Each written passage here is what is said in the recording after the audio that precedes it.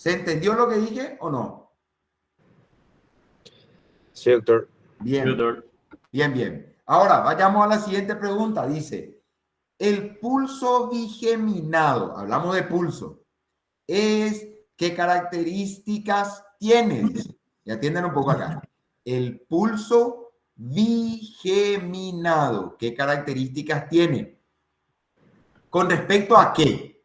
Cuando hablamos de bigeminado, ¿qué me habla de bigeminismo? Y les voy a dibujar el bigeminismo. Miren un poco acá. Un pulso bigeminado es este. Miren acá. Este es un pulso bigeminado. Aquí está. Mira, acá tengo.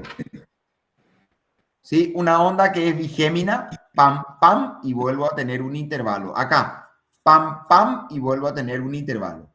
¿Cómo les parece entre esta onda y esta onda que está acá? Este intervalito y este intervalo, ¿cómo es? ¿Es igual o es desigual? Díganme ustedes.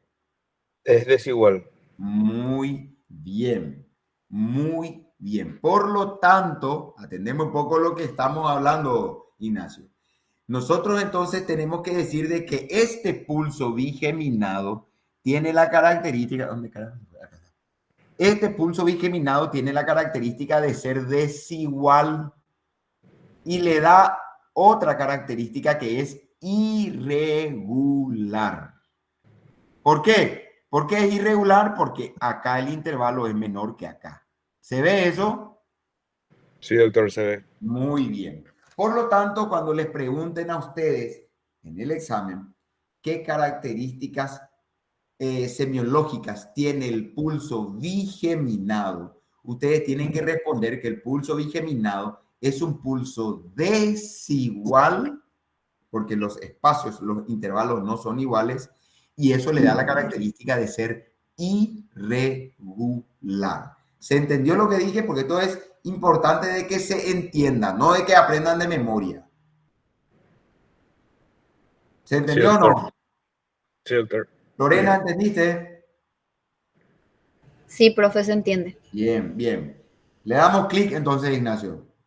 Entonces, fíjense acá, tenemos el pulso bigeminado, tiene la característica de ser un pulso, ¿sí? Desigual, porque los tiempos, los intervalos no son iguales, y al ser desigual, le da la característica de la irregularidad. ¿Está claro? Siguiente pregunta. Dice, ¿en qué patología se puede encontrar el pulso paradójico? Y les explico qué carajo significa pulso paradójico. Y no es, en realidad no es un pulso paradójico, sino que es mal llamado pulso paradójico. Y les quiero contar nada más en qué consiste el pulso paradójico. El pulso paradójico, para que tengan nada más una idea, es ese descenso brusco y marcado, sobre todo en la amplitud. El descenso, anoten, el descenso brusco, amplio de la amplitud del pulso cuando el paciente inspira. Por lo tanto, atiendan acá. Decir que eso es paradójico está bien, está mal. ¿Por qué? Les cuento que fisiológicamente, desde el punto de vista fisiológico, con la inspiración tiene que ocurrir luego un descenso de la amplitud del pulso. Pero cuando tenemos algunas patologías que vamos a ver, como por ejemplo el taponamiento cardíaco o un EPOC, ¿sí? Un cuadro obstructivo crónico, ¿sí? Ese descenso fisiológico de la amplitud del pulso que ocurre cuando inspiramos se exacerba, es demasiado notorio, es un descenso brusco y demasiado intenso, marcado de la amplitud del pulso.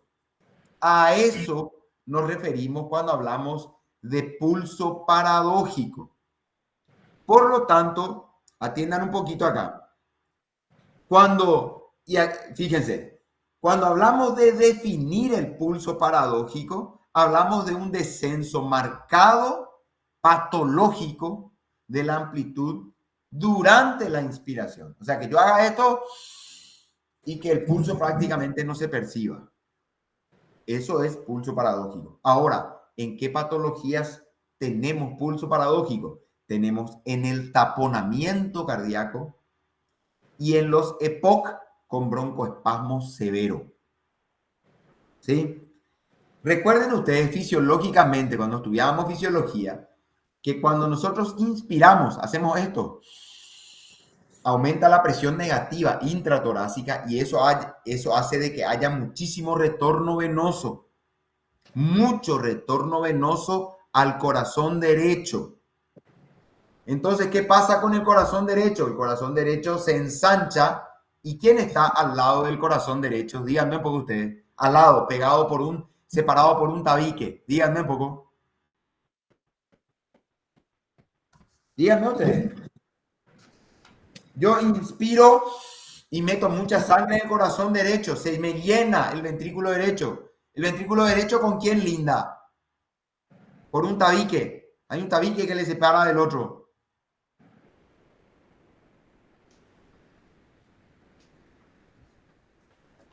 ¿Con quién linda el ventrículo derecho?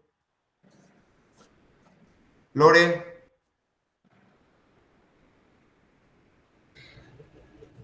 Mira, No. Lore.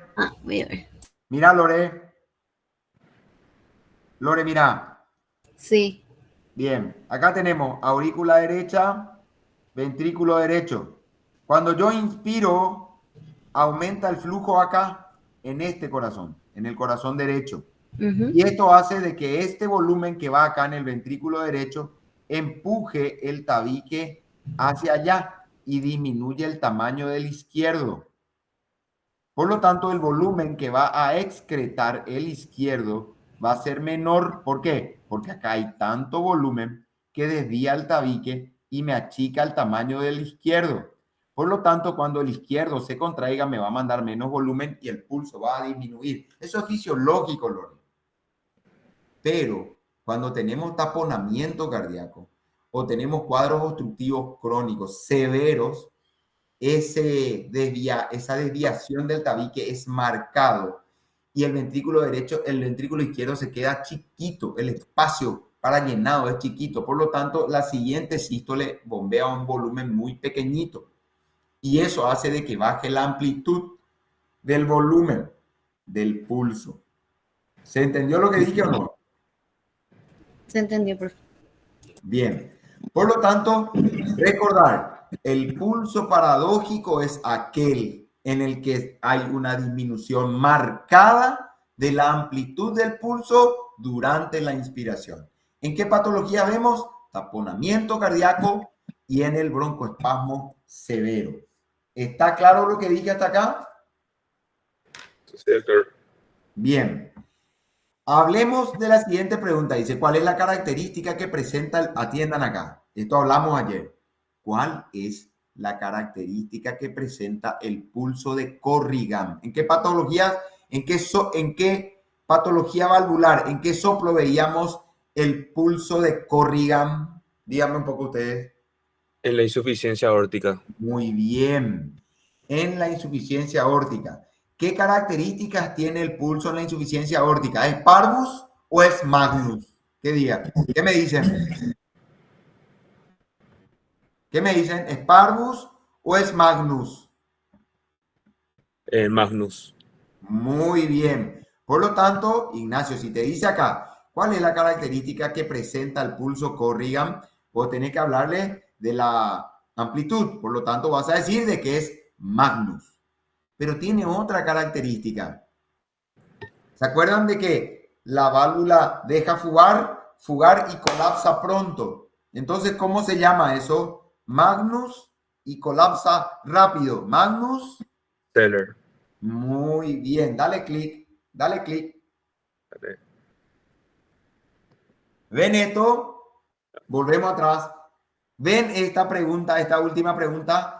¿Qué características semiológicas presenta el pulso de Corrigan? Primero, lo tienen que acordarse que se da en la insuficiencia aórtica. Y segundo, si yo hablo del pulso Corrigan, si viene alguien, por ejemplo, y me dice, viene Petete y me dice, che, doctor, yo estoy encontrando un pulso de Corrigan, yo tengo que entender de que ese médico que me está refiriendo al pulso de Corrigan encontró un pulso amplio, Magnus, y colapsante, Seller. ¿Se entendió lo que estoy diciendo? Sí, doctor. Bien.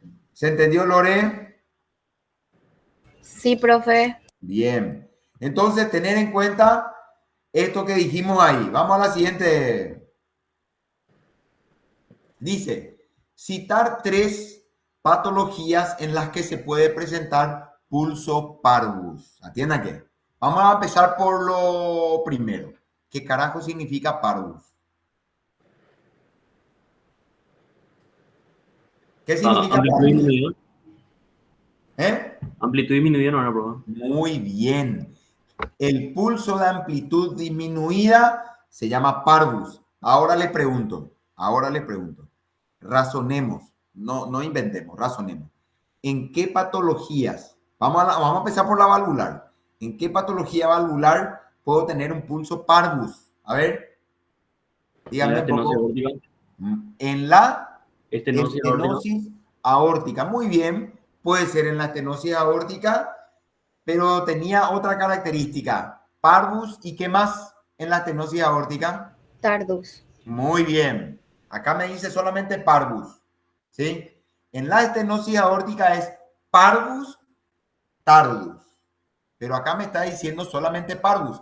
Hay otra patología que me puede dar pulso parvus y, por ejemplo, Seller.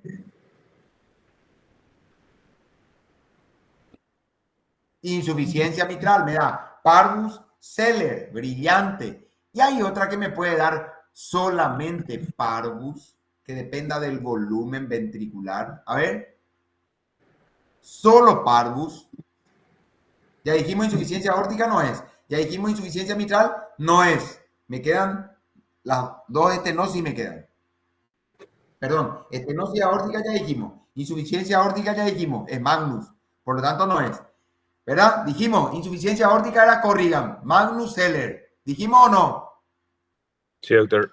Muy bien. Ahora hablamos de la siguiente. Insuficiencia mitad, de la válvula, estenosis aórtica. Dijimos que era parvus tardus. ¿Sí o no? Sí, doctor. Y dijimos que el parvus Seller era en la insuficiencia de la válvula mitral, ¿o no? Sí, doctor. Muy bien. ¿Qué me queda? La otra valvulopatía, ¿cuál es? La que me queda. La estenosis mitral. Estenosis mitral. Grábense en la cabeza. Fíjense que en la estenosis mitral, la característica del pulso es solamente parvus. ¿Por qué parvus? Porque la estenosis, el orificio pequeñito, permite un llenado lento del ventrículo. Entonces ese ventrículo tiene un volumen reducido y cuando se contrae me manda poco volumen. Por lo tanto, la amplitud es baja, solamente la amplitud baja. No tiene nada que ver Seller, no es colapsante, no tiene que ver tardus porque no hay salida del ventrículo alterada, sino que es un llenado ventricular reducido.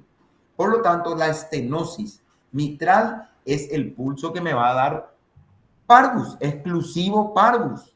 ¿Se entendió lo que dije o no? Sí, doctor, se entendió.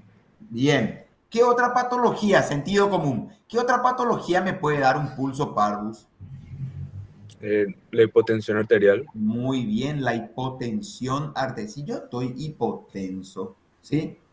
Porque tengo una hemorragia y perdí volumen, lógico que la hipotensión arterial me va a dar un pulso de menos amplitud. Y uno más. Y atiendan, ¿qué patología hace de que el ventrículo se pueda llenar menos? Patología extracardíaca. Porque ustedes saben que el corazón está dentro de una serosa. Y si en esa serosa se acumula líquido, el ventrículo se abre poco, se llena poco. Si se llena poco, bombea poco y me da pulso parvus. ¿Qué otra patología? el derrame pericárdico. Por lo tanto, dale clic, dale clic. Por lo tanto, fíjense, si les preguntan patologías que me pueden llegar a determinar un pulso solamente parvus, ¿sí? Recuerden que tiene que haber un problema del llenado ventricular. En la estenosis mitral hay un problema del llenado ventricular. En el derrame pericárdico hay una limitación del llenado ventricular porque hay derrame y hay poca cavidad en donde llenarse. Y la hipotensión arterial es otra patología que me puede dar pulso parvus. ¿Se entendió lo que acabo de decir? Sí, doctor, se entendió. Bien. La siguiente dice, esto acabamos de decir, ¿qué patología produce parvus Seller? Y ustedes ya saben esto. La insuficiencia mitral. Muy bien, dale clic. Insuficiencia mitral, ¿cierto? Esto es simplemente recordar y entender de que, la puta, si la insuficiencia mitral, en vez de que vaya todo a la aorta, yo estoy regurgitando hacia la aurícula, lógico, mi pulso va a ser parvus pequeño y se le va a colapsar pronto porque el volumen que tenía que ir todo hacia la aorta, ahora me está desviando también hacia la aurícula, me está regurgitando hacia la aurícula. Bien, siguiente pregunta dice, la estenosis aórtica de tipo, no, la estenosis aórtica, ¿qué tipo de pulso presenta y por qué? Estenosis aórtica, díganme ustedes, acaban de decirme ya, la estenosis aórtica, ¿qué tipo de pulso me da? Parvus Parvus tardus. Parvus tardus, muy bien. ¿Y cuál era la explicación que le encontrábamos a eso? Porque la estenosis disminuye el tamaño, el espacio porque puede pasar la sangre, por lo que va a disminuir el volumen y va a ser más lento. Bien. Por lo tanto, podemos resumir todo lo que nos dijo Ignacio, de que nadie está en desacuerdo de que es parvus tardus. Eso está entendido. Ahora, cuando le pregunten por qué, ustedes tienen que decir nomás que el pasaje por donde tiene que ir el volumen es pequeño. El orificio, el pasaje es de bajo volumen y es lento. ¿Sí? Porque el orificio es pequeño. Entonces, al ser un orificio más pequeño, el pasaje es más pequeño, el volumen que pasa es más pequeño y va a tardar un poco más en pasar todo el volumen, porque la sístole se tiene que cumplir. ¿Estamos?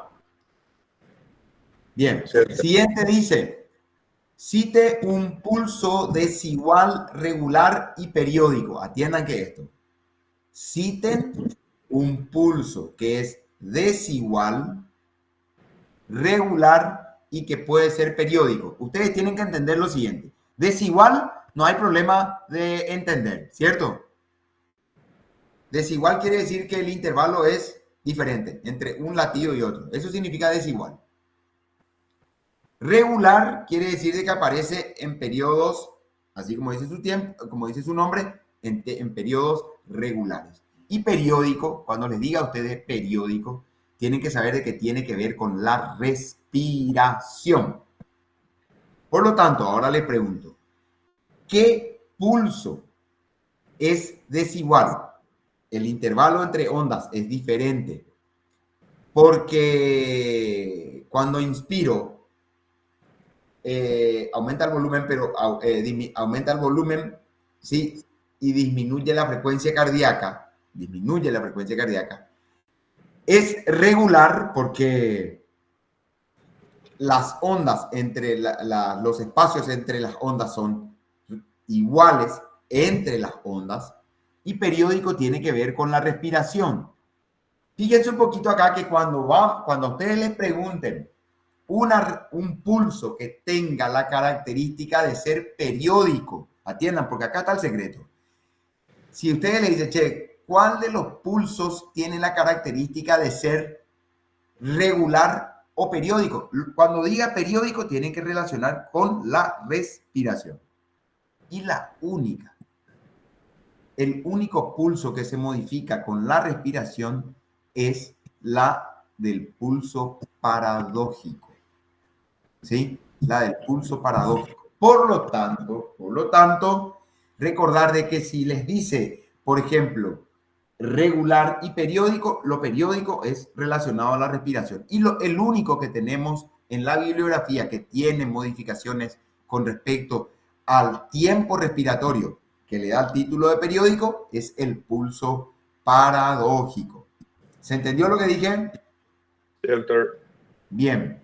Miremos acá. ¿En qué patología se observa más común el pulso alternante? Esto le va a salir mañana. Acuérdense de mí mañana.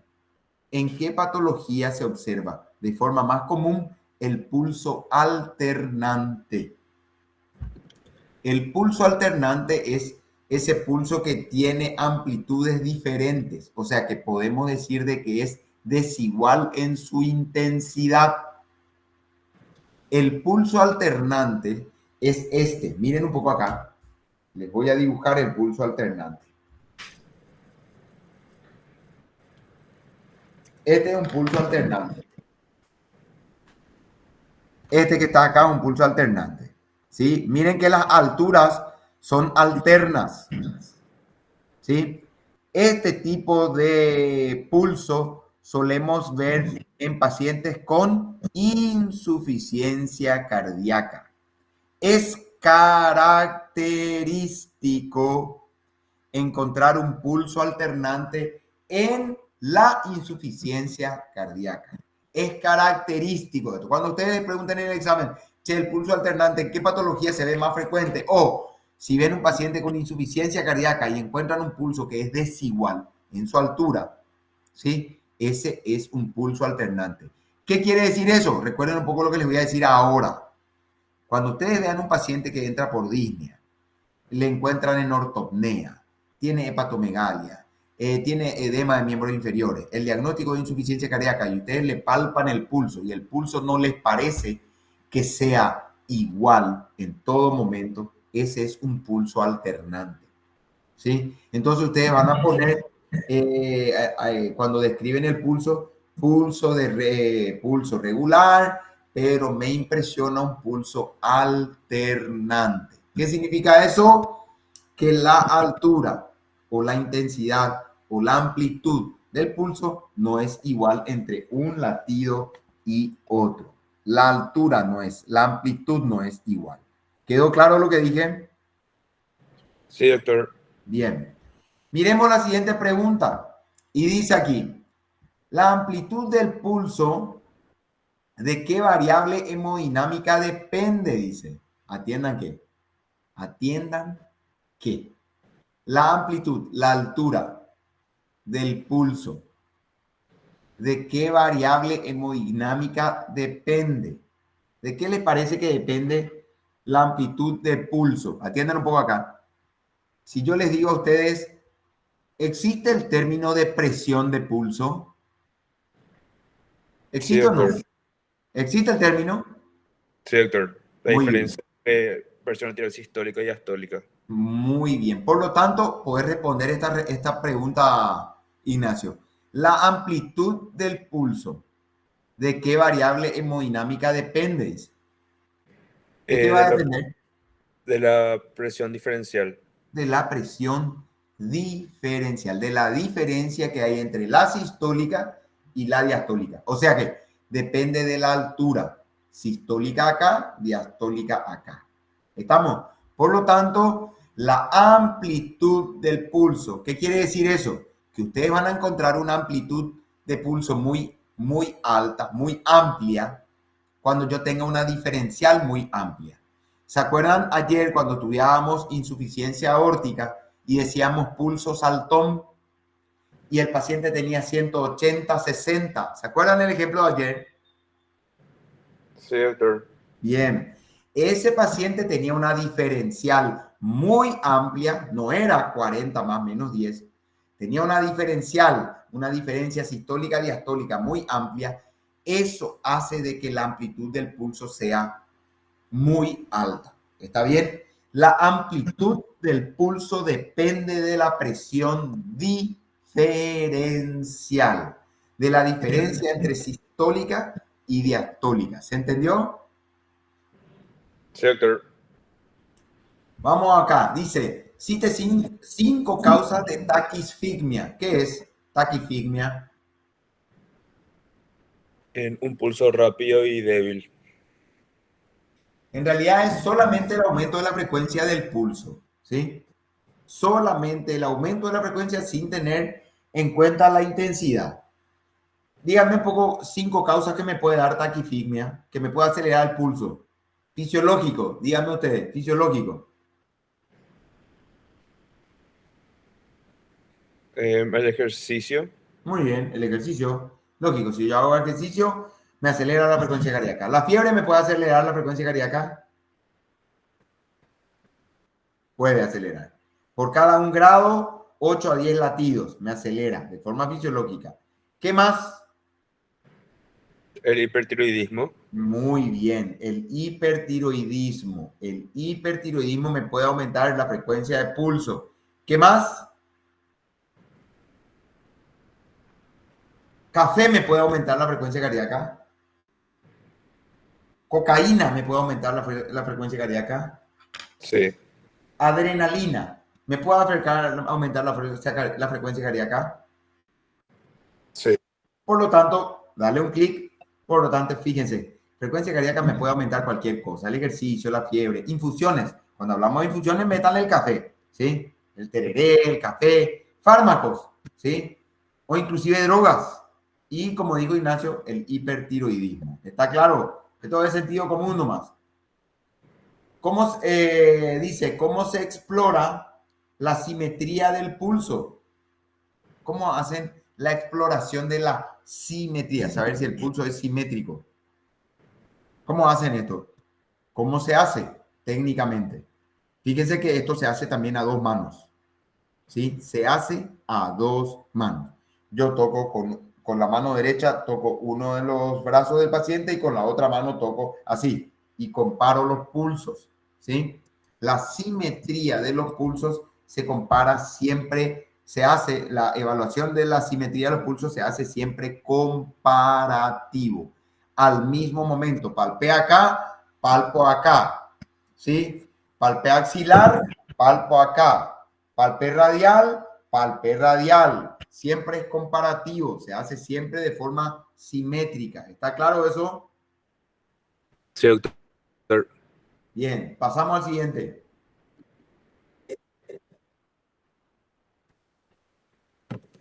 Dice, ¿cuáles son los componentes semiológicos de la fibrilación? Ayer hablamos de esto. ¿Cuáles son? Déficit de pulso. Muy bien. ¿Qué significaba eso?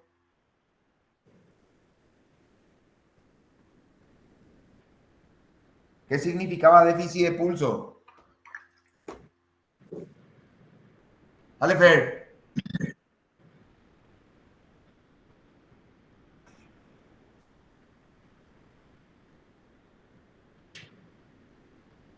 La fibrilación es una arritmia.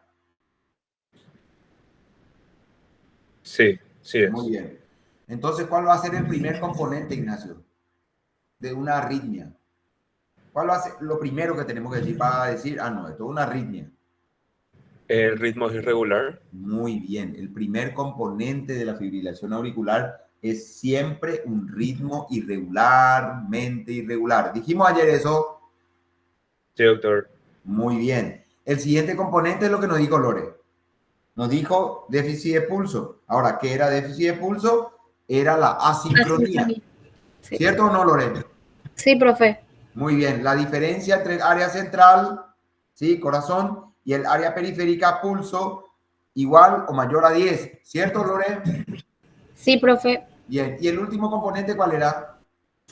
Primer ruido aumentado puede ser. Muy bien. Pero el primer ruido aumentado tiene una característica. Variable. Muy bien. El primer ruido aumentado de forma variable.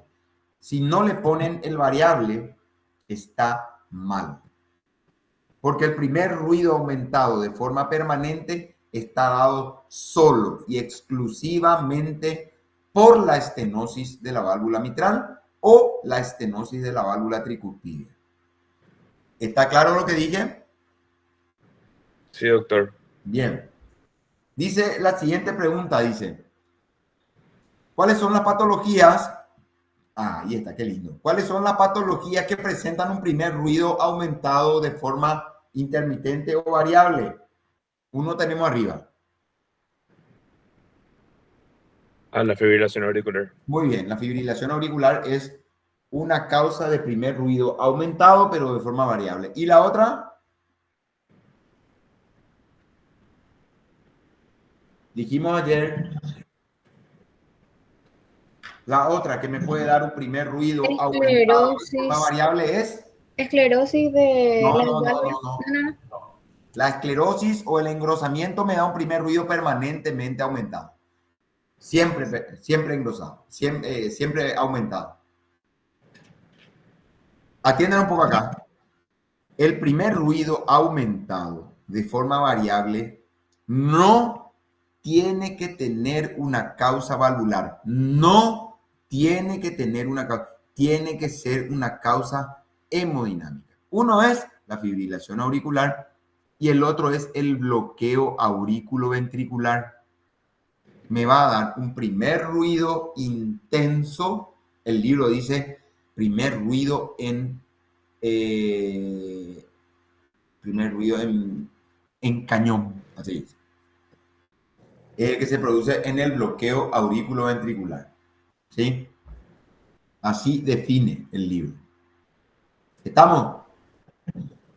Muy bien. Doctor. Sí, profe. Vamos al siguiente. Dice, cite los 3 pulsos. Atendeme.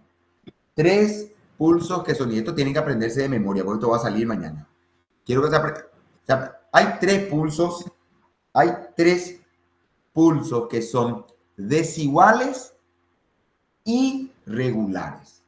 O sea que regulares y desiguales. ¿Cuáles son esos 3 pulsos? Quiero que se aprendan de memoria.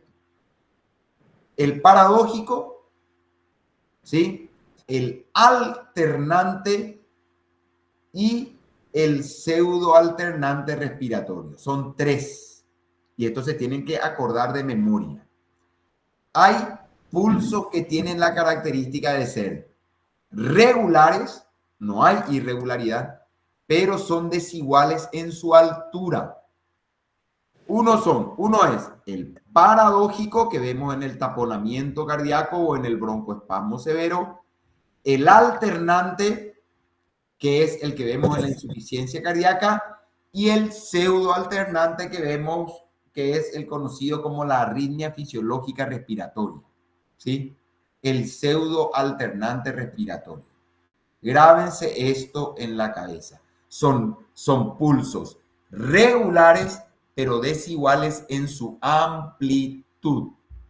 Paradójico, alternante y el pseudoalternante respiratorio. ¿Quedó claro lo que dije? Sí, doctor. Vamos al siguiente. Dice, cuando el pulso varía en su forma, no en su amplitud, en su forma. Ustedes, cuando estudian pulso, el libro dice que el pulso es así. Y les digo, el libro dice porque en realidad no es así.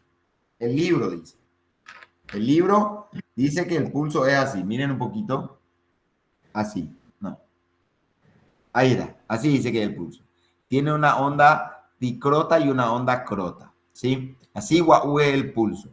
O sea que nosotros ponemos el dedo acá, guau, ¿sí? Y sentimos el pulso de esta manera. Puro romance, puro romance. Ahora, atiendan un poquito acá. Cuando nosotros hablamos de la variación de la forma, y esto quiero que se acuerden, aprendan de memoria esto. Cuando nosotros hablamos de la forma del pulso, quiere decir de que no tiene esa onda dicrota, no tiene esta ondita dicrota guau que tenemos acá. ¿Y en qué patología vemos? O tiene muy acentuada la onda dicrota o no tiene. ¿Y en qué patología solemos ver estas, o cómo se llaman los pulsos que tienen forma diferente? La forma del pulso es diferente. Tenemos 3. Quiero que aprendan de memoria esto. El bisferiens, el de tienda de campaña y el dicroto. Son 3 pulsos que se caracterizan. Cuando ustedes les preguntan, che, son variaciones de la forma del pulso las siguientes, y le ponen, por ejemplo, Paradójico, no. Paradójico no tiene nada que ver con la forma. Alternante, no. El alternante no tiene nada que ver con la forma. Lo que tienen que ver con la forma del pulso diferente son el bisferiens, el de tienda en campaña y el dicroto. Esas son las tres variables en donde el pulso cambia su forma. Por ejemplo, les digo acá, el de tienda en campaña es este, así. Este es el pulso de verdad, este. Y el de tienda en campaña, miren, este es el pulso de verdad. Y el de tienda en campaña es este. Miren ahí cómo cambió. Se extendió. ¿Sí? Bien. Entonces, generalmente estas anomalías de la forma, tenemos tres anomalías en la forma del pulso. Bisferiens, tienda en campaña y dicroto. ¿Qué quiero que se acuerden? Que cuando les pregunte mañana en el examen, les pregunte, che, dígame, las siguientes son variaciones de la forma del pulso. Ustedes recuerden de memoria que la variación del pulso se da bisferiens, o sea, denominamos bisferiens, tienda en campaña o el dicroto. ¿Está claro lo que dije? Sí, Aprendan doctor. de memoria esto, porque a esta altura ya no hay mucho como para poder dar tiempo a explicar cada uno de ellos. ¿Está? Pero, ¿qué es lo que les quiero decir? De que si a ustedes les preguntan, che, las siguientes son variaciones de la amplitud, ustedes van a hablar del paradójico, del alternante y del pseudo alternante respiratorio. ¿Por qué? Porque, ¿qué dice? Hay, cite tres pulsos que son desiguales. Cuando nosotros hablamos de desiguales, estamos hablando de la altura, de la amplitud. Son desiguales en su amplitud. En cambio, si yo te digo a vos, decime cuáles son los pulsos que tienen forma patológica, quiere decir que modificaron esta forma. Esta forma. ¿Sí? Modificaron esta forma. Este, por ejemplo, hizo se extendió el pulso en tienda de campaña, por ejemplo. ¿Sí? ¿Se entendió esto? Sí, doctor. Bien. Vamos a la siguiente. Dice, el pulso bisferiens se encuentra en qué valvulopatía. Y recuerden un poquito que el pulso bisferiens es una modificación de la forma del pulso en la insuficiencia aórtica. No se ve siempre. No se ve siempre, pero quiero que recuerden de que en la insuficiencia aórtica nosotros podemos tener, ¿cuál era lo más característico de encontrar en la insuficiencia de la válvula aórtica? Magnus, ¿cierto? Sí, doctor. Colapsante, ¿cierto? Seller, ¿cierto? ¿Sí? Sí. Muy bien. Ahora, existen pacientes que en la insuficiencia aórtica pueden desarrollar un pulso bisferiens, que es este. Miren un poco acá. Este.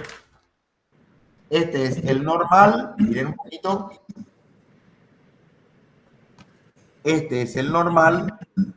Y el bisferiens es este. Miren ahí. ¿Sí? Es más amplio y de caída más rápida. A eso nos referimos con bisferiens. Es una posibilidad que puede ocurrir esto en la insuficiencia de la válvula aórtica. Recuerden, bisferiens, insuficiencia aórtica, modificación de la forma. ¿Está claro? Sí, doctor. Bien. Pasamos al siguiente. Dice, ¿cómo se denomina un pulso? Atiendan que, ¿cómo se va a denominar o se denominaría un pulso que tiene una presión sistólica de 180 con respecto a la tensión de la pared? Dice. Atiendan, ¿y qué quiere decir eso? Cuando ustedes encuentren un pulso que tiene alta presión, ustedes van a ver de que ese pulso es difícil de comprimir. ¿Por qué? Porque tiene alta presión, ¿sí? Y el pulso que tiene alta presión sistólica y tiene alta amplitud es difícil de comprimir. Y ese pulso difícil de comprimir se conoce como pulso duro. Y atiendan lo que dice ahí. Lean la pregunta. Dice, ¿cómo se denomina un pulso que tiene una presión de 180 con respecto a la tensión de la pared? La tensión de la pared vascular se dicen pulsos duros y pulsos blandos. El que tenga presión alta va a tener un pulso duro y el que tenga presión baja va a tener un pulso relativamente blando. ¿Cómo se evalúa eso? Comprimiendo la pared vascular hasta el colapso total, ¿sí? En todo paciente hipertenso, el pulso siempre va a ser, como característica, va a tener un pulso duro, ¿sí? Valor en la semiología, muy poco valor semiológico, pero hace más de 2000 años que venimos repitiendo la misma huevada. Así que es recordar nomás esto, ¿sí? El pulso que es difícil de comprimir porque la presión está elevada se conoce como pulso duro. ¿Está claro? Sí. Pasamos al siguiente, Inés. Vamos al siguiente. Dice, cite 3 características del dolor de disección de aorta. Fíjense que cuando nosotros tenemos un dolor, no voy a decir cardíaco, un dolor torácico, lo primero que nosotros tenemos que hacer es descartar de que ese dolor sea cardíaco, coronario, ¿sí? Coronario o vascular. Ahora, ¿qué características tiene ese dolor por disección de la aorta? Un dolor de disección de aorta es cuando la túnica media se separa de la íntima, se separan las túnicas íntima y media, se diseca la pared vascular y eso tiene una característica. ¿Dónde les parece que va a estar localizado el dolor de disección de aorta ascendente, por ejemplo? Díganme un poco. Muy bien, lógico que va a ser retroesternal. Lógico que va a ser retroesternal. Esto tiene una característica y les digo, se desgarra la pared. ¿Qué características tiene el dolor? Se desgarra la pared. ¿Qué característica tiene el dolor? Desgarrante. Muy bien. No voy a decir terebrante, no voy a decir opresivo, no voy a decir tipo puntada, no, voy a decir retroesternal desgarrante, ¿sí? El paciente siente como un dolor intenso desde el inicio hasta el final, ¿sí? El dolor puede tener o no relación con el esfuerzo físico. ¿Qué dicen ustedes? ¿Puede tener o no? No, puede no tener. Puede no tener ninguna relación con el dolor. Estar viendo un partido de fútbol y se desgarra la íntima de la media y nunca hizo un esfuerzo físico y el paciente se está desgarrando la aorta. Lógico que puede no tener relación con la actividad física. Y un dato más importante, ¿a dónde irradia este dolor? La aorta, tienen que recorrer la aorta. La aorta hace su callado y después va pegado prácticamente a la columna dorsal. Entonces irradiaría posterior. Muy bien, irradia al dorso o a la región posterior del tórax. ¿Cierto o no? Sí, doctor. Bien, por lo tanto, damos clic. Recordar que las características de la disección de aorta, ¿sí? Es un dolor retroesternal, que es desgarrante porque se desgarra la íntima de la media, irradia, porque ustedes tienen que saber que si se desgarra, se puede desgarrar toda la aorta y va a irradiar a dorso. Es muy intenso desde el inicio, es muy intenso. No es que va aumentando de forma gradual, es desde el inicio del desgarro, es muy intenso y puede no tener ninguna relación con el esfuerzo. Esa es una gran diferencia con el dolor de origen coronario isquémico. ¿Estamos? Bien. Siguiente. Dice, ¿la fórmula de presión arterial cuál es? Ayer vimos. ¿Cuál es la fórmula de presión arterial? Gasto cardíaco por resistencia por periferia. Muy bien, dale clic. No hay mucho secreto ahí. Dice, ¿cuál es el objetivo? Entiendan, ¿cuál es el objetivo de controlar la presión por el método palpatorio antes de medir o de realizar la medición auscultada? Pregunta de examen final. Ustedes van a tomar la presión arterial. Ustedes saben de que cuando nosotros tomamos la presión arterial, nosotros tenemos primero que tomar la presión de pulso. ¿Qué significa eso? Que no usamos el estetoscopio. Colocamos el manguito acá, insuflamos controlando el pulso del paciente. ¿Sí? Entonces vamos insuflando, insuflando, insuflando hasta que desaparece el pulso. Una vez que desapareció el pulso, yo veo en mi manómetro dónde desapareció el pulso y yo determino la presión de pulso. Eso me permite a mí poder insuflar 20 a 30 milímetros de mercurio más y controlar la presión auscultada. Y ahora les voy a preguntar lo siguiente. Si yo controlo la presión por el método palpatorio, ¿qué presión es la que voy a hallar? ¿La sistólica o la diastólica? ¿Qué me dicen? La presión de pulso determina la presión sistólica o la diastólica. Muy bien. La presión, determinar la presión arterial por el método palpatorio me ayuda a determinar la presión sistólica. Y el objetivo de realizar, un ratito. Hola, Kiki. ¿Qué hay, mamá? Hola. Estás enamorada, mamá. Sí. Te veo enamorada. Nos vemos después. Un abrazo. Chao. Bien. Recuerden entonces que cuando nosotros preguntan en el examen, cuando nosotros les van a preguntar, cuando vos controlas la presión arterial por el método palpatorio, ¿qué presión determinas? Ustedes tienen que responder presión arterial sistólica.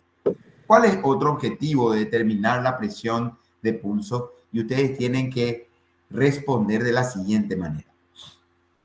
Evitar caer en el pozo auscultatorio de Korokov. Evitar caer en el pozo auscultatorio de Korokov. ¿Qué significaba eso? Ustedes recuerdan que cuando nosotros auscultamos el pulso, nosotros tenemos 5 periodos de Korokov, ¿sí? Que en realidad es muy romántico, muy romántico, ¿sí? Pero estos 5 periodos nos sirven a nosotros para determinar la presión arterial sistólica, la presión arterial diastólica y evitar caer en un pozo. En ese pozo en donde los ruidos se apagan. Entonces, cuando se les pregunte cuál es el objetivo de controlar la presión arterial por el método palpatorio, el objetivo es evitar caer en el pozo auscultatorio de Korokov. ¿Sí? Evitar caer en el pozo auscultatorio de Korokov. ¿Sí? Ahora, ¿qué presión determinamos con la presión de pulso? Con la presión de pulso. Es la presión sistólica. ¿Está claro esto? Sí, doctor. Bien. Siguiente dice, describa 3 características de dolor pericárdico. ¿Dónde va a estar localizado el dolor pericárdico? Atrás del esternón. Muy bien, retroesternal también, ¿sí? ¿Qué característica tiene? ¿Es desgarrante? ¿Es terebrante? ¿Es urente? Porque esto dice el libro, ¿eh? ¿Es opresivo? ¿Es transfixiante? ¿Qué tipo de dolor les parece? Y quiero que se recuerden esto porque así mismo sale en el examen. El dolor de la disección es desgarrante. Eso dice el libro. El dolor de la pericarditis es urente, como una sensación de quemazón detrás del esternón. Por lo tanto, tiene la característica de ser retroesternal urente. ¿Dónde va a irradiar el dolor o no irradia? ¿Puede irradiar el dolor pericárdico? ¿Sí o no? Sí, sí puede. Irradia y sobre todo irradia a la base pulmonar, sobre todo del lado izquierdo, porque el corazón está acá, del lado izquierdo. Entonces el dolor se traduce, se irradia hacia la base del pulmón izquierdo, principalmente. Ahora, hay algunos pacientes que suelen referir también dolor aquí en la fosa supraclavicular. Ahora, lo más habitual es en la base del pulmón izquierdo. Y les digo una cosa más, el dolor pericárdico puede aumentar o exacerbarse con los movimientos respiratorios. ¿Qué creen ustedes? Si yo inspiro, tengo una irritación del pericárdico y yo inspiro, ¿creen de que se puede aumentar o exacerbar la intensidad del dolor pericárdico? Sí, profe. Muy bien. Claro que se exacerba con los movimientos respiratorios, inclusive con la tos, inclusive con la tos.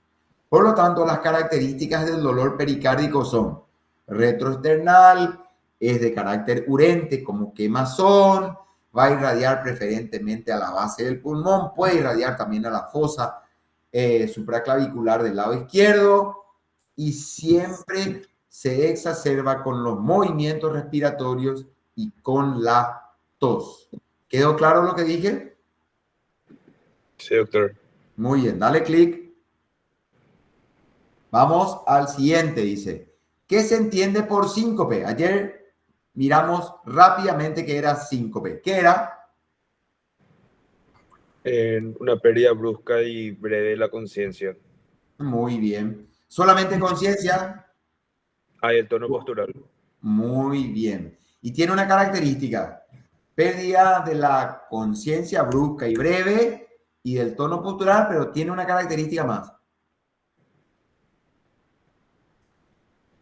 Se recupera con masaje, se recupera soplándole con un ventilador, se recupera espontáneamente o se recupera después de una cachetada. ¿Cómo se recupera? Espontáneamente. Muy bien. Para que sea síncope, yo tengo que tener una pérdida brusca y breve del estado de conciencia con pérdida del tono postural. Me tengo que caer, pero me tengo que recuperar de forma espontánea, sin ninguna complicación, sin ninguna manifestación de secuelaridad. Si yo me despierto y quedé con un brazo sin poder mover o sin una pierna sin poder mover, dejó de ser síncope para convertirse en un accidente cerebrovascular. ¿Está claro?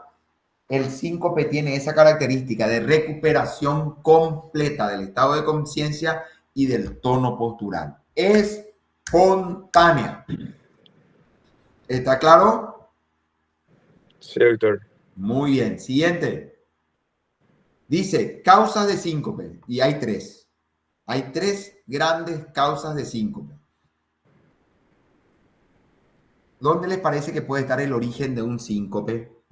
¿Quién mantiene el gasto cerebral? El flujo cerebral. ¿Quién mantiene? El corazón. Muy bien. Por lo tanto, tenemos un origen cardíaco. Está. Un origen de síncope puede ser el cardíaco. Si no es de origen cardíaco, puede ser neurológico, pero no se dice neurológico, se dice no cardíaco. O sea, origen cardíaco y origen no cardíaco. Y en el no cardíaco puede ser neurológico, vasovagal, hipotensión ortostática, muchas etiologías. Y el más frecuente, atiendan un poquito acá, le van a preguntar en el examen, ¿cuál es la causa más frecuente del síncope? Y le van a poner origen cardíaco, vasovagal, idiopático, neurológico, el idiopático. En más del 60% de los casos no sabemos la causa del síncope. Por lo tanto, el idiopático es la causa más frecuente. Ahora, vamos a responder la pregunta. ¿Cuáles son las causas? Idiopático, número 1. No sé la causa. Cardíaco, número 2.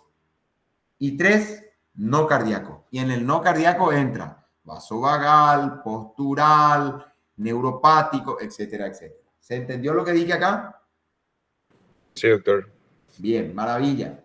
Dice, cite 5 causas de síncope, atiendan, 5 causas de síncope de origen cardíaco. Vamos a pensar. 5 causas y todo tiene que ser agudo, en el que no haya flujo cerebral, ¿sí? No haya flujo cerebral. Díganme un poco uno, agudo. Infarto agudo de miocardio. Muy bien, el infarto agudo de miocardio. El infarto agudo de miocardio es una causa de síncope cardíaco. Otro, en donde el corazón no pueda llenarse porque está con mucho Estenosis líquido. ¿Qué cosa me dijiste? estenosis aórtica. Muy bien. La estenosis aórtica, lógico, si yo tengo una salida del ventrículo muy pequeña y la estenosis es severa, el flujo que me manda el ventrículo hacia el cerebro es muy pequeño, por lo tanto no se puede mantener el flujo, por lo tanto la estenosis aórtica es una causa cardíaca valvular de síncope. Otro, si tengo un corazón que no se puede distender porque hay líquido en su cavidad, ¿cómo se llama eso?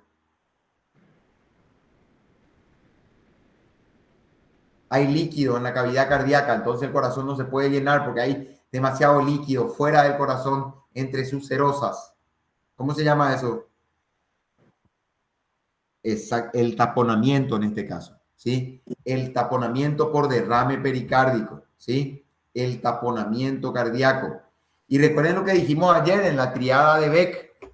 ¿Qué dijimos? Triada de Beck. Alteración del estado de conciencia, síncope, ¿sí?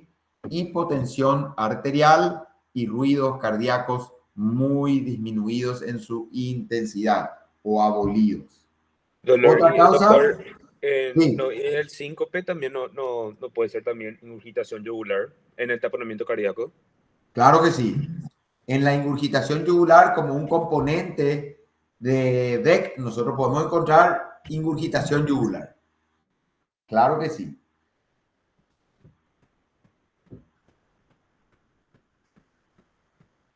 ¿Se entendió esto, Ignacio? Sí, doctor. Bien. Otra causa que me puede dar síncope de origen cardíaco, algo que sea agudo y se desgarre. Disección de aorta. Muy bien, la disección de aorta. Y otro que aumente la presión pulmonar de forma brusca. De forma Tromboembolismo. brusca aumenta la presión pulmonar. Tromboembolismo. El tromboembolismo pulmonar.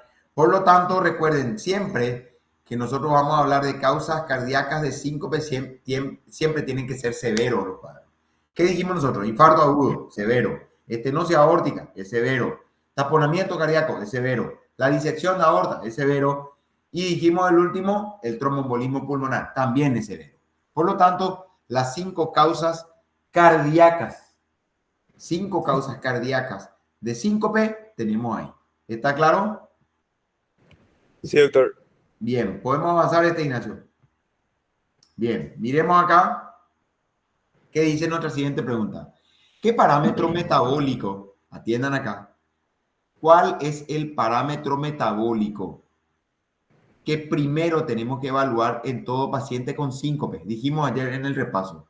¿Qué es lo primero que tengo que hacer en un paciente que llega a la urgencia en síncope? ¿Qué es lo primero que tengo que hacer? La glicemia. Muy bien. El control metabólico que debemos hacer, dale un clic, es la glicemia. Muy bien.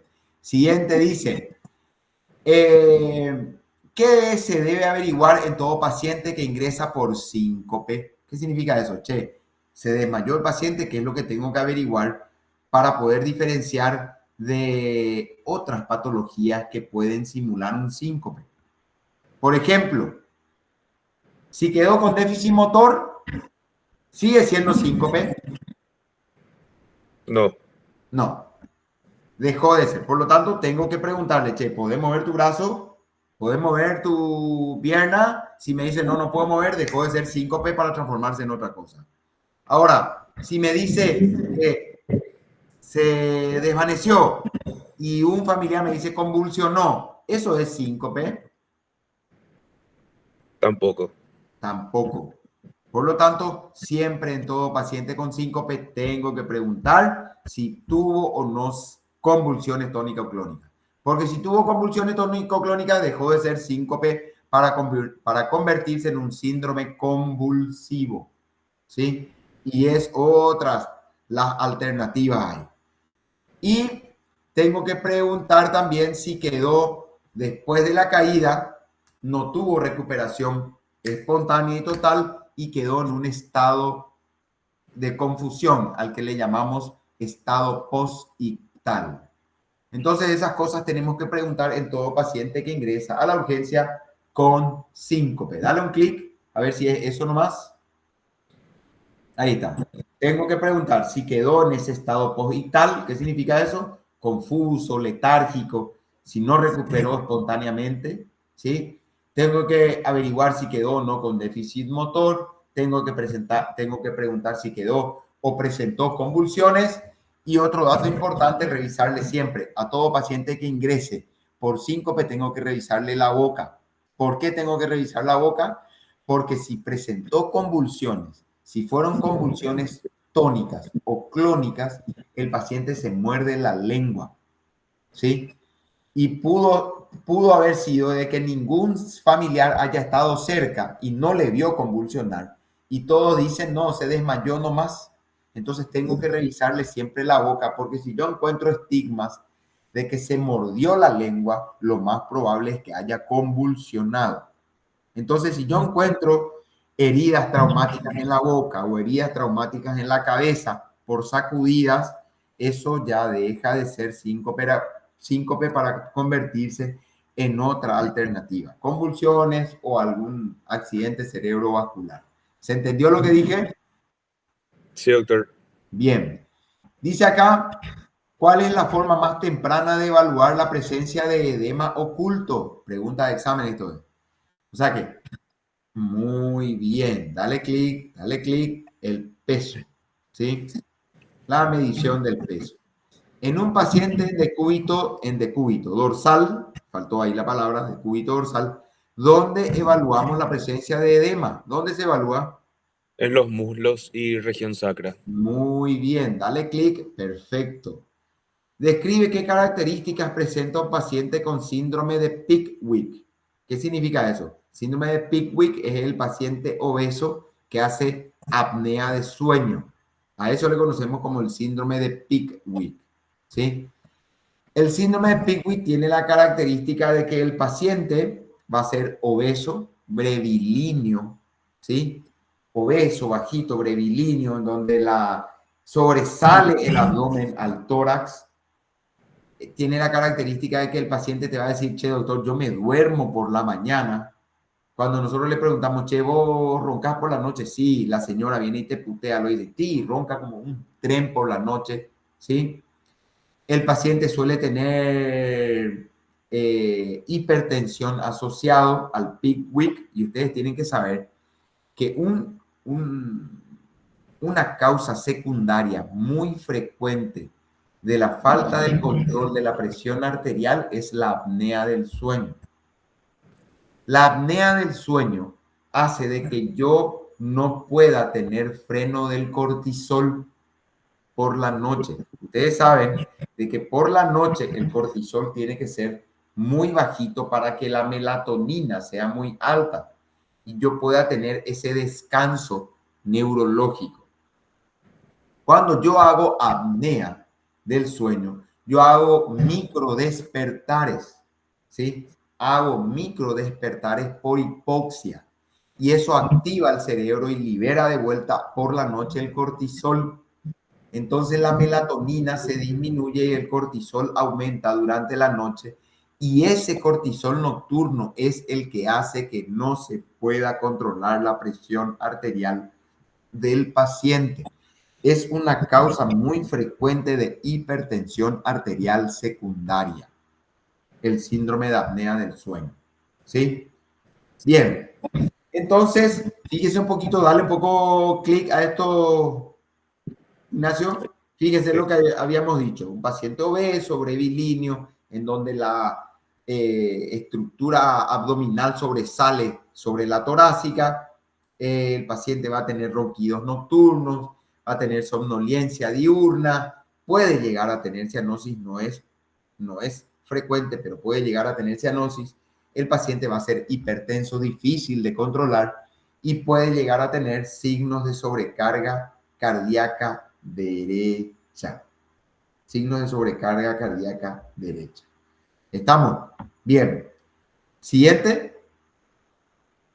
Dice, ¿qué es la presión arterial media? Así se El llama. promedio entre sistólica y diastólica. Muy bien. Es el promedio. No vayan que a decir diferencia, porque la diferencia entre la sistólica y la diastólica se llama presión diferencial o presión de pulso. ¿Cierto lo que digo? Sí, doctor. Ahora, cuando hablamos de la presión arterial media, estoy hablando del promedio que existe entre las presiones sistólica y diastólica y tiene directa relación con la perfusión de los tejidos.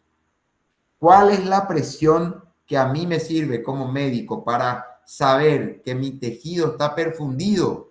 La presión arterial media.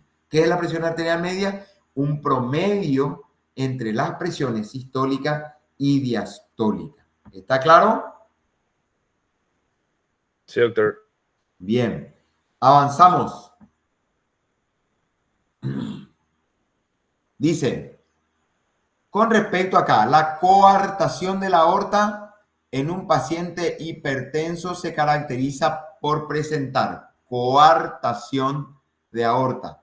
La coartación de la aorta es una estenosis de la aorta, ¿sí? Antes de su descenso abdominal. Si yo tengo una coartación de la aorta, ¿cómo les parece que va a estar? ¿Cómo les parece que va a estar la presión en los miembros inferiores comparando con el miembro superior? ¿Se acuerdan que dijimos ayer signo de Hill en la insuficiencia aórtica? Dijimos cuando hablamos de insuficiencia aórtica, dijimos que la presión de forma fisiológica es más alta en los miembros inferiores. ¿Es así dijimos? Sí, doctor. Y el promedio es de 20 milímetros de mercurio. Eso es lo fisiológico. Es fisiológico que la presión de los miembros inferiores sea más alta, en alrededor de 10 a 20 milímetros de mercurio. Eso no ocurre así cuando tenemos coartación de la aorta. Esa es una característica periférica de la coartación de la aorta, que la presión sistólica en el miembro inferior, ¿sí?, sea baja y que nosotros encontremos un soplo sistólico aórtico. Esa es la característica de la coartación de la aorta. Lo más importante es este dato, que la presión en los miembros inferiores sea más baja que en los miembros superiores. Ese es el dato periférico más importante. ¿Está? Podemos darle un clic. Muy bien, eso es.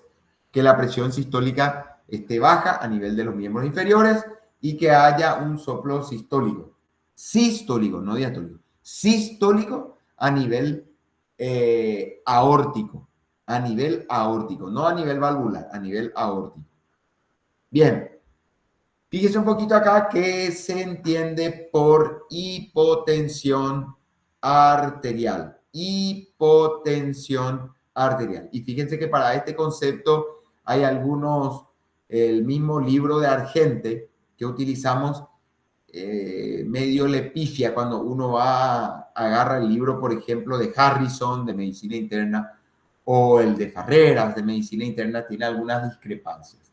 El libro de Argente, que es el libro guía nuestro, habla de que nosotros hablamos de hipotensión arterial cuando la presión arterial desciende menos de 110 milímetros de mercurio.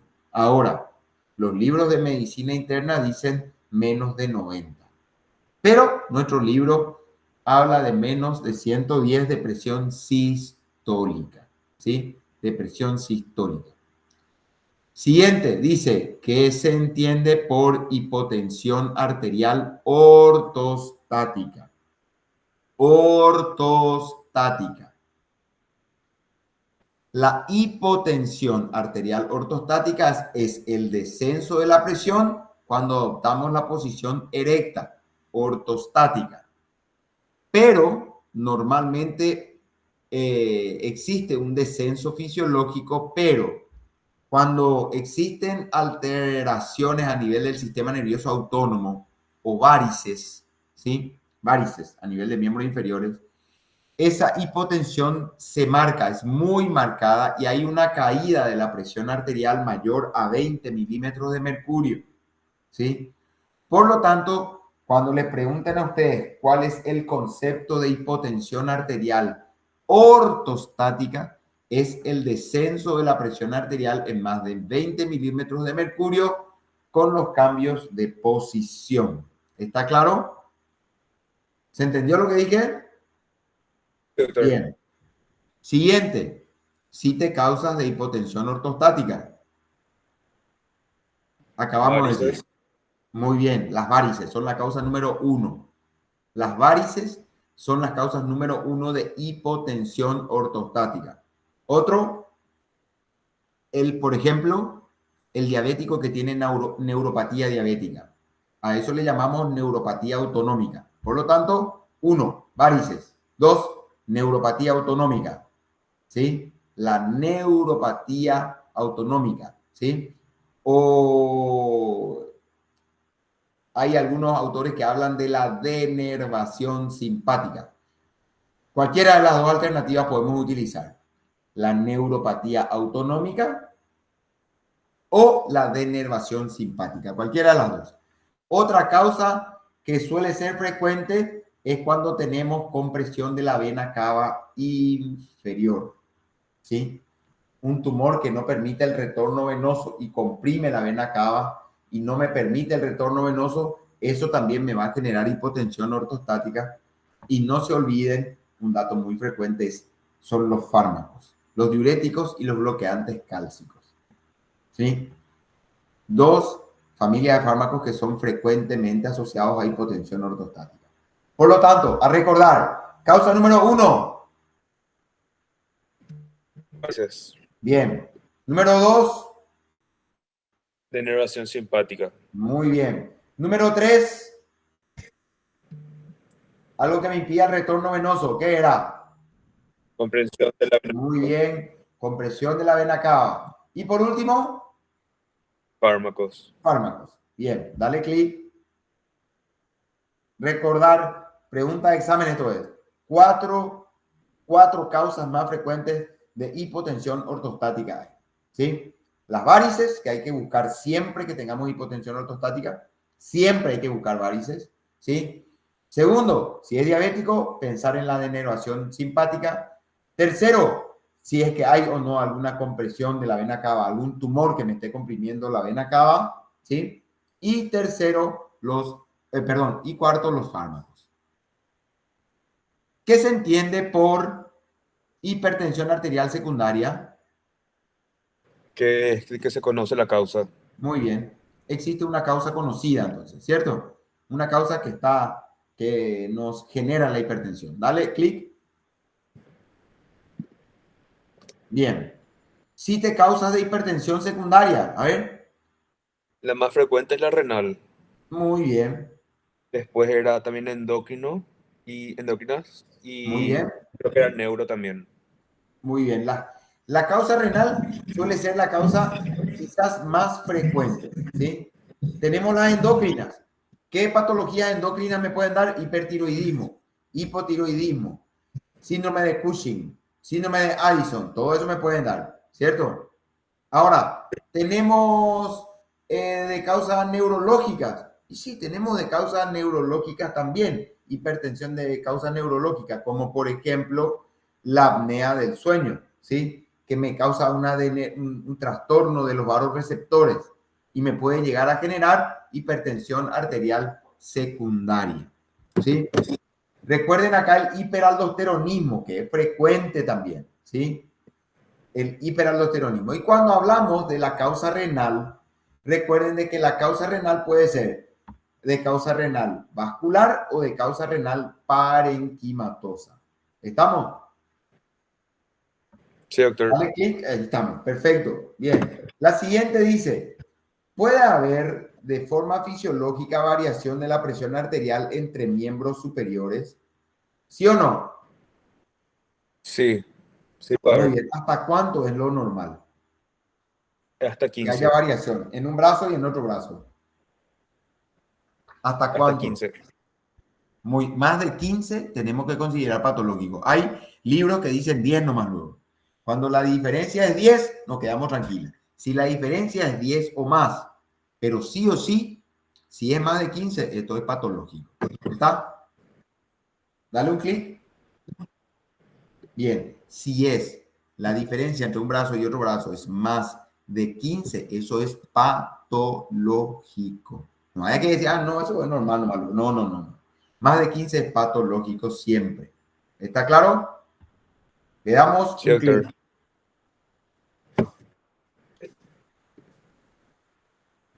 Bien, dice, ¿qué cifra maneja un hipertenso en estadio 1? ¿Ustedes saben la clasificación de hipertensión?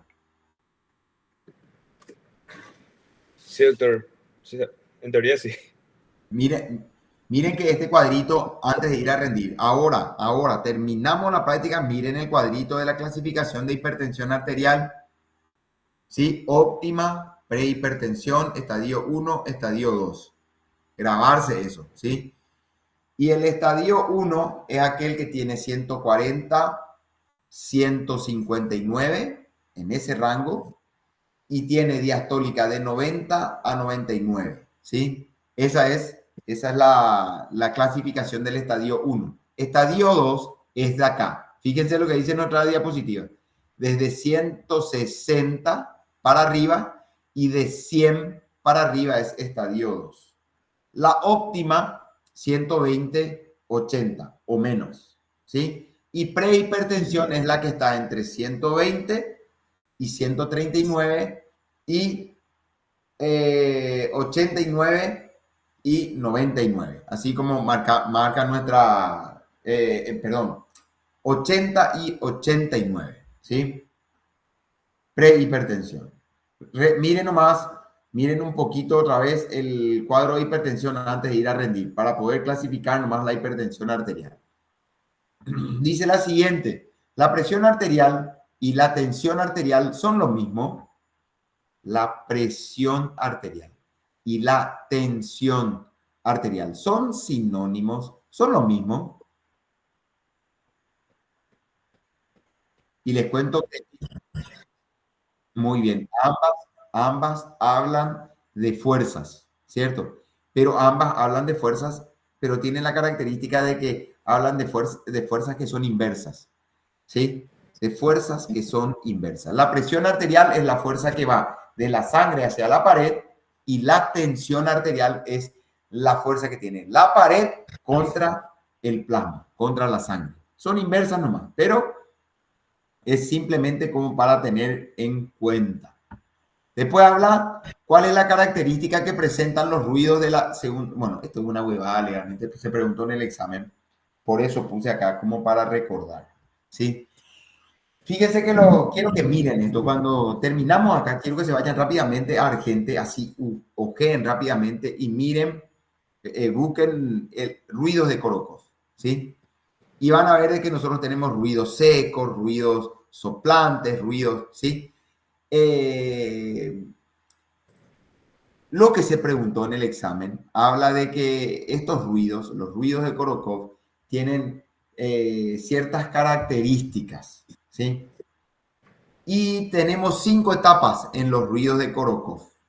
Ahora, a recordar un poquito que en la segunda fase del ruido de Korokov, la característica del del sonido, del ruido, es soplante. Esto es sumamente romántico, no tiene nada de razonar acá, hay que saber únicamente. Pero recuerden, porque esto fue lo que se preguntó, no solamente en un año, varias veces, ¿sí?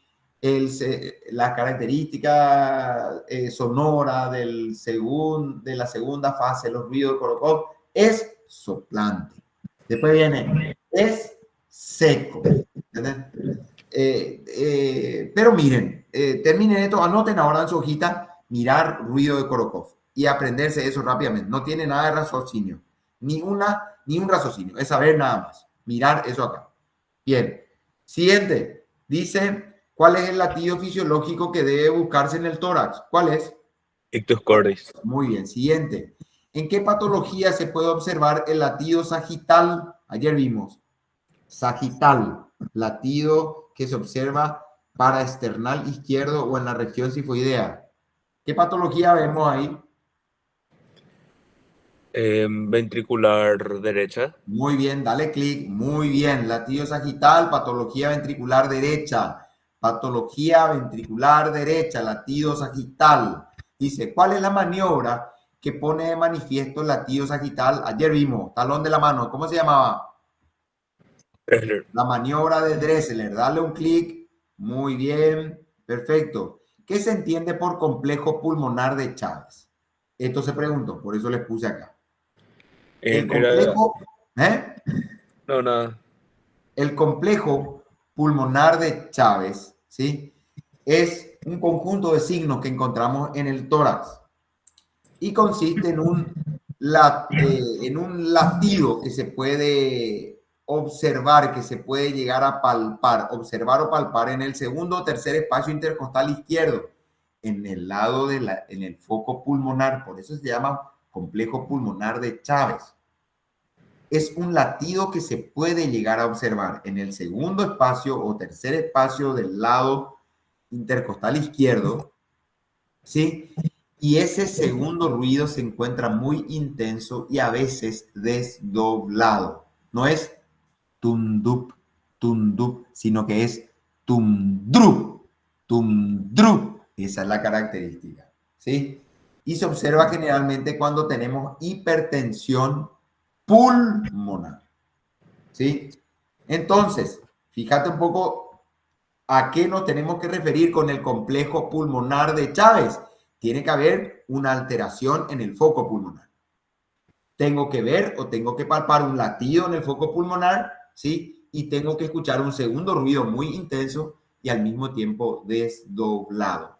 No es tum-dup, es tum-drup, ¿sí? Se desdobló el segundo ruido. ¿Estamos? Sí, doctor. Se puede ver en los pacientes con hipertensión pulmonar severa. ¿Se entendió esto? Sí, doctor. Vamos. Siguiente.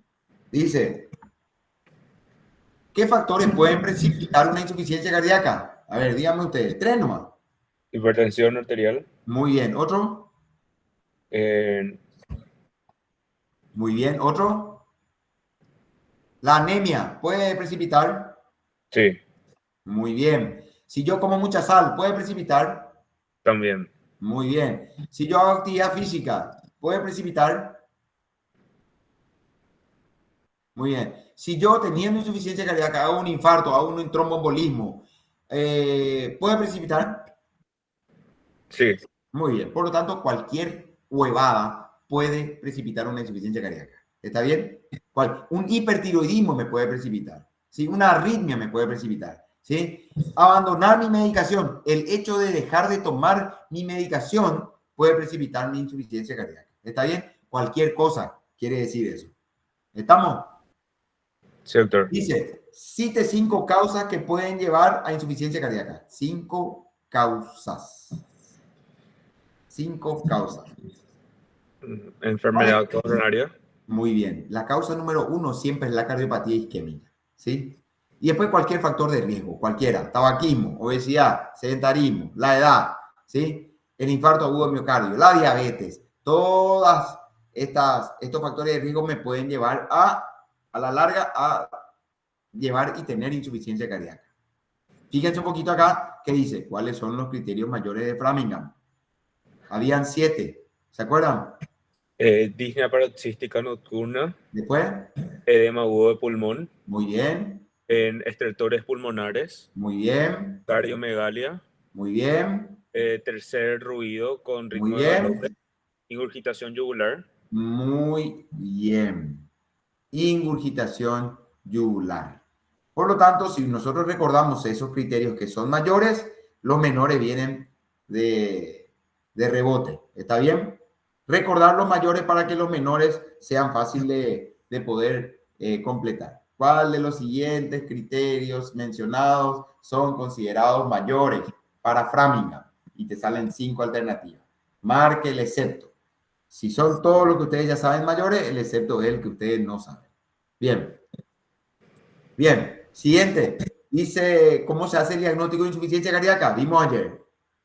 2 criterios mayores, 1 mayor, 2 menores o 3 menores. Directamente. Maravilloso. Dale clic. Maravilloso. Dice, ¿cuáles son las pruebas semiológicas que podemos realizar en un paciente con síncope de origen probable hipertonía vasovagal? Atiendan.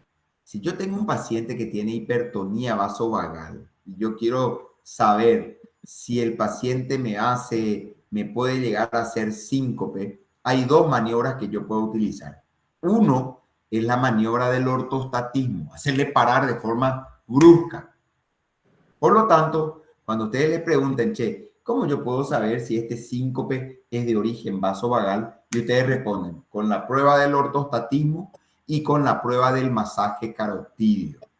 Si a ustedes le hacen masaje carotídeo, el paciente se empieza a obnubilar y parece que se va a desmayar, a eso le conocemos como hipertonía vasovagal. Por lo tanto, acá hay 2 maniobras que me ayudan a determinar si yo estoy haciendo síncope de origen vasovagal. Uno, la prueba del ortostatismo, medir la presión con el ortostatismo. Y segundo, el masaje carotídeo. ¿Estamos? ¿Podemos darle clic? ¿Quedó claro esto que dije? Sí, doctor. Bien. Ahora dice, ¿qué entendemos por el tiempo de alarma de Galla-Bardin? Preguntan en el examen. Atiendan un poco acá. Ustedes saben que cuando nos duele el pecho, nosotros tenemos un tiempo para que nosotros podamos hablar de que la angina es típica. ¿Sí? Cuando el tiempo del dolor supera 20 minutos, ¿sí? Cuando supera 20 o 30 minutos, principalmente 30 minutos, tienen que recordar de que 30 minutos fue determinado por este semiólogo de apellido Gallabardín diciendo, no, si es menos de 30 minutos, sigue siendo una angina. Si es más de 30 minutos, tenemos que pensar en infarto agudo de miocardio. ¿Qué significa tiempo de alarma de Gallabardín? Significa ese 30 minutos. Si no duró más de 30 minutos, sigue siendo una angina de pecho. Si duró más de 30 minutos, deja de ser una angina para convertirse en la probabilidad clínica de un infarto agudo de miocardio. ¿Se entendió lo que dije? Sí, doctor. Bien. Ahora dice, ¿qué es la angina de Váquez? La angina de Váquez, esto está en el libro. Angina de Váquez. Fíjense un poquito que la angina de Váquez es aquella angina que aparece en decúbito. Atiendan qué es lo que estoy diciendo. Dice, ¿cuáles son las formas de presentación clínica de angina? Y te dice, angina de Váquez, angina de Prince-Metal, ¿sí? Entonces, la angina de Váquez es aquella angina que aparece con el decúbito. Si yo tengo una angina de esfuerzo, eso no es Váquez, ¿sí? La angina de Váquez es aquella angina, ese dolor de pecho que aparece cuando yo adopto la posición de cúbito. Si me duele el pecho con el decúbito, mi forma de presentación de angina fue de Váquez, ¿sí? Y la fisiopatología es el aumento del retorno venoso, mayor trabajo cardíaco y eso genera dolor cardíaco. ¿Sí? ¿Se entendió lo que dije o tengo que repetir esto? Yo entendí. Bien. La angina, o sea, que el dolor de pecho con el decúbito, no por el esfuerzo, con el decúbito se llama angina de Bakes. Y su fisiopatología se debe al mayor aumento del retorno venoso, mayor trabajo cardíaco y eso genera isquemia y dolor, angina. La angina, miren un poco lo que está ahí abajo, la angina de Everden, ¿sí? La angina de Everden es la angina que se produce por esfuerzo, para saber, para tener la diferencia. La angina de Bakes es la angina de decúbito y la angina de Everden es la angina producida por el esfuerzo. ¿Está claro lo que dije? Sí, doctor. Bien. ¿Podemos avanzar este? Bien. Miremos un poquito qué dice aquí. ¿Cuáles son las formas clínicas de presentación de la angina de pecho? Atiendan. Formas clínicas de presentación. Acabamos de decir dos ahí atrás. ¿Angina de Everden o de esfuerzo? ¿O no? Sí. ¿Angina de Bakes o de decúbito? ¿O no? Sí. La angina que aparece por vasoespasmo, ¿cómo se llama? Variante. Muy bien, la variante o de Prince-Metal, ¿sí? Y por último, tenemos que recordar que la angina se puede presentar totalmente en reposo, ¿sí? Yo estando sentado, ¿sí? Sin tener que ver con el esfuerzo, sin tener que ver con el decúbito, sin tener que ver con la variante espasmódica, puede aparecer en reposo. Por lo tanto, hay 4 variantes clínicas de presentación de la angina. Angina de esfuerzo o de Everden, angina de Bakes o de decúbito, angina de reposo, reposo total, ¿sí? Y la angina variante o de Prince-Metal. ¿Quedó claro lo que dije? Sí, doctor. Vamos, siguiente. Dice, ¿cómo se clasifica según el número, la duración e intensidad el dolor de pecho? Esto es muy sencillo. Esto es cómo se clasifica el síndrome coronario agudo. Porque ¿qué te dice acá? ¿Cómo se clasifica según el número? Las veces que te da dolor, cuánto dura en tiempo y cómo duele en intensidad, se puede dividir en angina estable, aquel que dura siempre lo mismo, que la intensidad es siempre lo mismo y el desencadenante es siempre lo mismo. Esa es la angina estable. Aquella angina que varió sus características, ¿sí? Duele más intenso, duró más tiempo, ese se llama angina inestable. Y la angina que duró más de 30 minutos, ¿cómo le vamos a llamar? Infarto agudo de miocardio. Muy bien, dale un clic. Por lo tanto, de acuerdo a con cuántas veces me da, cuánto dura y cuál es la intensidad, yo voy a dividir a la angina estable, angina inestable y al infarto agudo de miocardio, que es aquel que duró más de 30 minutos según el tiempo de alarma de Galla-Bardin, ¿cierto? ¿Cuáles son los criterios menores de Framingham? Dice, y ahí todo lo que ustedes ya saben del derrame, perdón, de la insuficiencia cardíaca, ¿sí?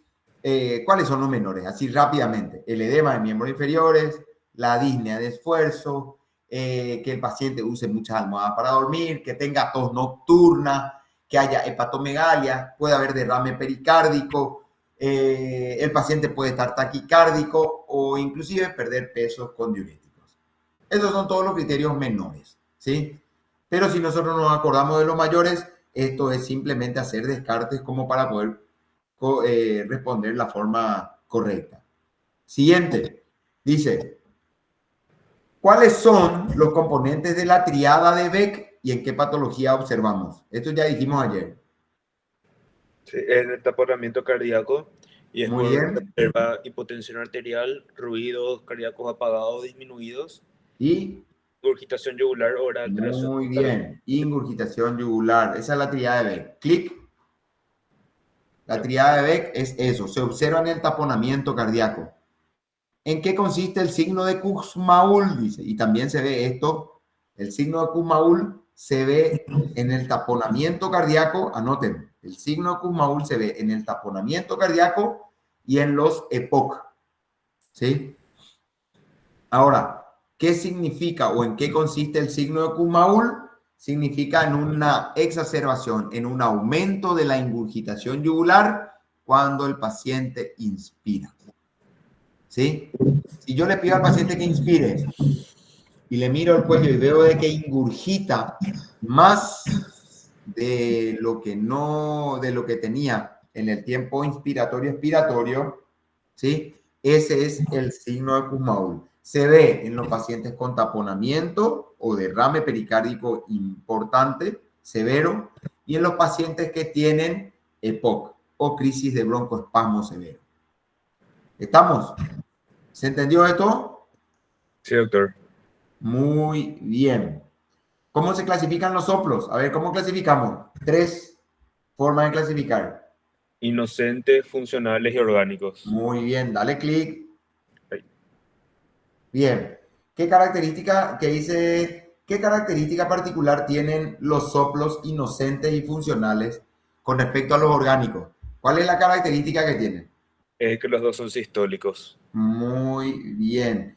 Que los otros son, que estos que nosotros hablamos, los inocentes y los funcionales, son sistólicos. No existe el inocente y funcional diastólico. No existe eso. ¿Sí? Bien. Siguiente. Dice, ¿cuál es la enfermedad valvular que presenta un primer ruido intenso, permanente, constante? A ver. Es la, no la estenosis mitral. Muy bien, dale clic. Estenosis mitral. Perfecto, la estenosis mitral. Siguiente. ¿Cuál es la causa de disminución del primer ruido y el segundo ruido? A la gran puta. ¿Qué me puede dar un primer ruido y segundo ruido disminuido? El obeso, ¿cierto? Si yo Sí. tengo un feroz, el EPOC, el enfisematoso, todo lo que aleje mi corazón de la pared torácica me va a dar primer ruido y segundo ruido disminuidos, ¿sí? Por lo tanto, generalmente no suelen ser problemas cardíacos, suelen ser más bien problemas de la caja torácica, del tejido adiposo, del pericardio principalmente, ¿sí? Por lo tanto, las causas más frecuentes de un primer y segundo ruido disminuido es de que el paciente sea obeso, de que tenga enfisema pulmonar, de que tenga un derrame pleural, ¿sí? O inclusive de que el derrame tenga un derrame pericárdico y derrame pleural del lado izquierdo, sobre todo del lado izquierdo, ¿sí? Bien, dale un clic. Eso es sentido común nomás. Dice, ¿por qué se producen el tercer y cuarto ruido? Ayer hablamos de esto. ¿Por qué se producían? Por la sístole auricular y el llenado rápido ventricular. Muy bien. ¿El tercero cuál es? ¿Es llenado rápido Al o llenado rápido. es llenado rápido? Muy bien. El tercer ruido es proto, meso o tele diastólico.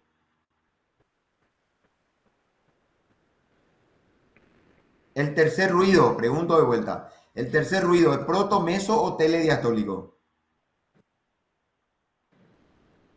Protomeso, ¿sí? En la primera parte. Antes de la mitad, ¿sí? Por lo tanto, hablamos de proto diastólico. ¿Y el cuarto ruido?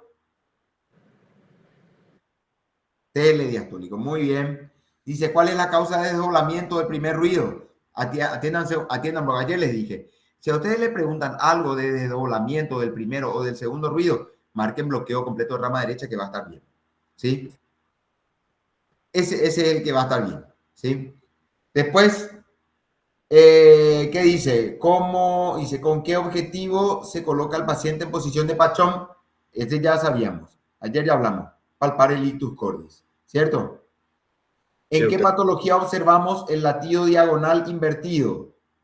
El diagonal invertido. El diagonal invertido. ¿Por qué puse esto acá? Porque el diagonal invertido se preguntó en el examen. Y esto suele verse, no siempre, pero suele verse en la insuficiencia cardíaca congestiva global. Insuficiencia cardíaca congestiva global. Eso es lo que tienen que responder. Y después dice, describa todos los soplos cardíacos. A ver, ¿qué tenemos ahí? Describa todos los soplos. Muy bien. Eso ustedes ya van a repasar, ¿está bien? Bueno, muchachos, voy a procurar estar mañana, tratar de estar. Me libero de trauma y voy a tratar de estar. Les deseo mucha suerte. Ha sido un gusto compartir con ustedes este tiempo, escaso tiempo que tuvimos. Les deseo les vaya bien, no solamente ahora, sino que en las siguientes rotaciones. Y espero vernos pronto, ¿verdad? Tener la oportunidad. Yo estoy a las órdenes. Ustedes quieren hacer algún procedimiento, están al pedo en su casa. En vez de jugar PlayStation, quieren hacer una punción lumbar, quieren hacer cambio de sonda vesical, cambiar una traqueotomía, están al pedo, ustedes me avisan, el hospital de trauma, ustedes saben, estoy por la mañana los miércoles y los jueves, así que me dicen y con gusto le vamos a estar dando una mano por ahí, para que vayan perdiendo el miedo, para que vayan viendo algo más de medicina, estamos a las órdenes en lo que yo le pueda ayudar.